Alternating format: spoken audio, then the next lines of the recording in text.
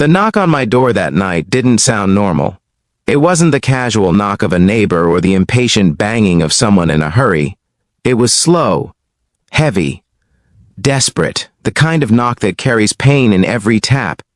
I remember looking at the clock on my wall, 12:17 a.m., and feeling a strange chill run through my chest.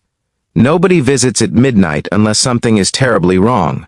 When I opened the door, the last person I expected to see was standing there under the pale porch light. My best friend, Marcus Whitfield. His shoulders were slumped, his eyes red, and his usually confident posture looked completely broken. For a moment, we just stared at each other in silence, the cool night wind moving through the quiet street. Then he spoke softly, almost like he was afraid the words might shatter. He asked if he could stay over tonight. Before we go any further, if you believe in kindness, second chances, and standing by the people you love even in their darkest moments, take a second to like this video, comment where you're watching from, share this story with someone who believes in loyalty, and subscribe to the channel. Stories like this remind us how powerful compassion can be. Marcus and I had been friends for almost 15 years. We met back in college in Austin, Texas, when we were just two broke freshmen trying to figure life out. I was studying engineering, and he was chasing his dream of becoming a photographer. Back then, Marcus was the loudest guy in the room, the one who made everyone laugh, the one who always believed life would somehow work out. But the man standing on my porch that night looked like someone who had lost every ounce of that belief. I stepped aside and let him in without asking questions. Sometimes you don't need explanations right away. Sometimes what a person needs most is simply a door that opens. Inside my small house in San Antonio, the air felt warmer, but the silence between us was heavy. Marcus dropped his backpack near the couch and sat down slowly, like the weight of the world had settled on his shoulders. I noticed his hands were trembling slightly. That alone scared me more than anything else. Marcus had always been strong, emotionally and mentally. Seeing him like this felt unnatural, like watching a mountain crumble. For a while, neither of us spoke. I poured 2 cups of coffee even though it was midnight. It felt like the right thing to do. When I finally sat across from him, I could see the exhaustion carved into his face. Life had clearly been fighting him for a long time. Marcus had gotten married 4 years earlier to a woman named Olivia. Their relationship always seemed strong, at least from the outside. They had a small apartment in Denver, and his photography career was slowly growing. I remember visiting them once and seeing his framed photos on the walls. Sunsets, mountains, portraits of strangers that somehow looked like they carried entire life stories in their eyes. He had talent, real talent. But talent doesn't protect you from life's storms. That night, as the clock crept closer to 1 a.m., Marcus finally began to open up. His voice was low and rough, like someone who had been carrying too many unspoken words for too long. Over the past year, everything had started falling apart. His photography business struggled during a long financial downturn. Clients canceled projects, bills piled up, the stress slowly poisoned his marriage. Arguments became normal, silence became worse than shouting. Eventually, Olivia left. Not dramatically. Not with a screaming fight, just a quiet suitcase and a short goodbye that echoed louder than any argument ever could. Marcus tried to hold everything together after that. But loneliness has a strange way of amplifying every problem.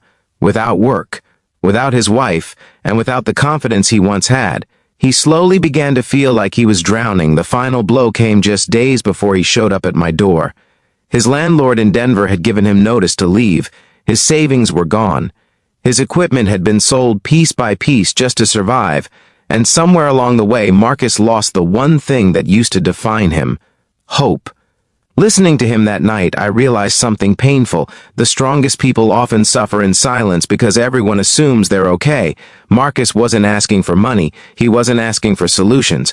All he wanted was a safe place to breathe for a while, so I told him he could stay as long as he needed. The next few weeks were strange but meaningful. Marcus slept on my couch at first, barely speaking during the mornings, but slowly something began to shift. Little by little, he started helping around the house. He cooked breakfast sometimes, Other days he would take long walks through the neighborhood with an old camera I had lying around. One evening I noticed him sitting on the porch staring at a photograph he had taken that day. It was a simple picture of a little boy riding a bicycle down the street, sunlight glowing behind him. But there was something powerful in the image, something hopeful. For the first time since he arrived, Marcus smiled. That moment changed everything. Photography had always been more than a job for him. It was the way he understood the world, the way he found beauty even in ordinary moments. Slowly, he began taking more photos around the city, parks, street corners, strangers laughing in coffee shops. A few months later, something unexpected happened. A local community center in San Antonio announced a small photography exhibition featuring local artists. I encouraged Marcus to submit a few of his pictures. At first, he refused. He said nobody would care about his work anymore. But after a lot of convincing, he finally agreed. The night of the exhibition felt almost surreal. The room wasn't huge, but it was full of people walking around quietly studying each photograph on the walls. Marcus stood near the back corner looking nervous, like he wanted to disappear. Then a middle-aged man approached one of his photos, the picture of the boy riding the bicycle. The man stared at it for a long time. Eventually, he turned to Marcus and told him something simple that I will never forget. He said that photo reminded him of his childhood. Sometimes the smallest connections between strangers carry the greatest power. That exhibition changed Marcus's life in ways neither of us expected. The man who admired his photo turned out to run a small art gallery in Dallas.